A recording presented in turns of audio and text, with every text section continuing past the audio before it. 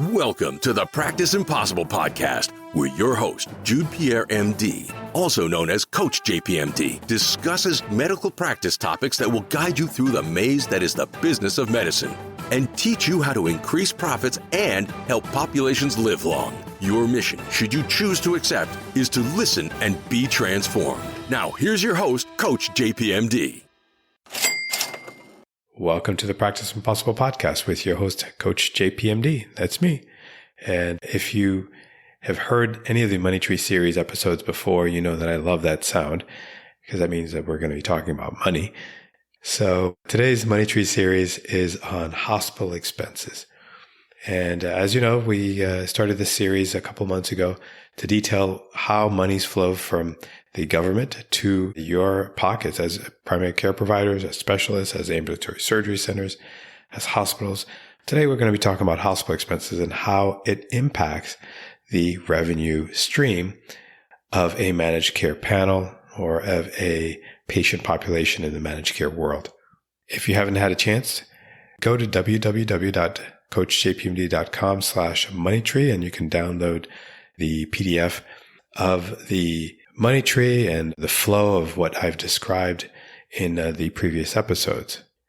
So I'm not sure if in previous episodes I've talked about the 80-20 rule, but the 80-20 rule is is the Pareto principle, which kind of states that 80% of your efforts will lead to 20% of your results. And that's true for many things in the world of finance, in the world of the efforts that you produce. And in the hospital expense world, 20% of your patient population will account for 80% of the expenses out of your managed care panel. And that is a rule that I've seen over the past 20 years applied to my Medicare Advantage panel.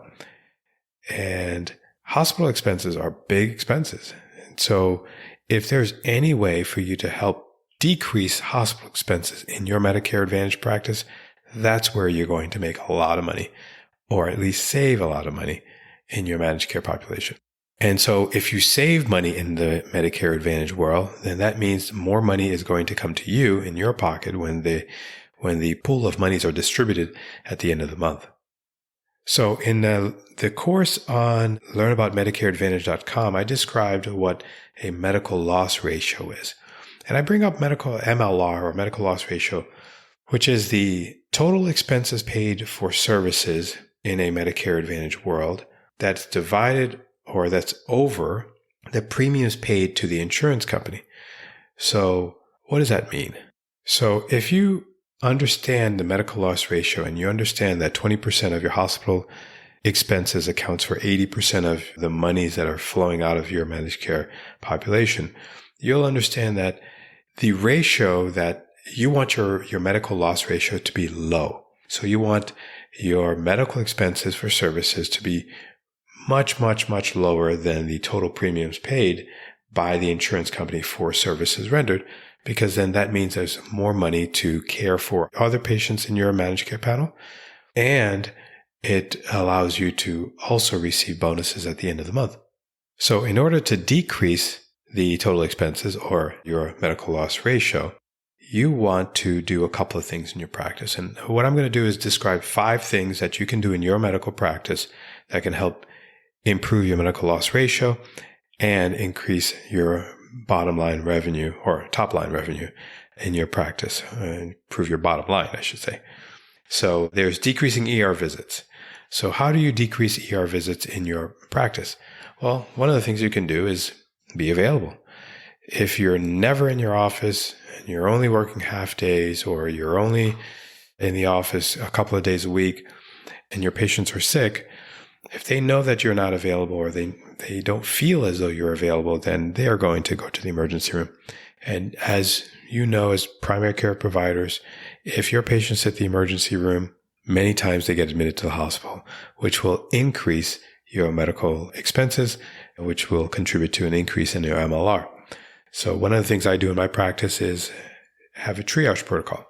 So I decrease ER visits by becoming available, making myself available, but we also have triage protocols that allows patients to speak to the provider or a nurse or someone that's knowledgeable in the practice that can help decrease the anxiety of patients so that they don't go to the emergency room. So triage protocols are really important things that at least we do, where if a patient calls with specific complaints, we get the providers instantly and we try to bring them into the office as quickly as we can. I kind of said the third thing in the first thing. So decreasing ER visits by making ourselves available. That's number 3. Make yourself available, even if you're not available in the office, but at least be responsive to your patients if they call the office and want to be seen or heard. Because a lot of times when patients hear your voice as a trusted provider, then they won't go to the emergency room. Fourth thing is decrease the length of stay by staying involved in your patients while they're in the hospital. So one thing that we used to do, and I'm hoping to implement in the near future with my new hire, is a way of following patients that are in the hospital on a daily basis. What does that mean? So if you're a primary care provider and you don't go to the hospital to see your admitted patients, you probably have a hospitalist that's seeing your patients. Well, sometimes there are things that are done in your office. You may know the patient. You may know the patient's family. Family's better than the hospitalist. And just being involved in their care will allow you to help decrease the length of stay, thus decreasing the expenses and improving your medical loss ratio. So that's number 4. And number 5 thing, and there's more, but I'm just listing 5 today, is see your patients once they're discharged from the hospital. So if a patient goes to the hospital, you follow them every day in the hospital through a phone call, through consultation with your primary care, with the hospitalist, that is, or with a specialist. As soon as they get discharged, bring them into your office so that you can then follow up with them and decrease the risk of them having a readmission, which would then increase your medical loss ratio and increase your expenses. So those are the 5 things that I feel that you can do to help decrease your expenses, because hospital costs are the biggest driver of medical care in a managed care population.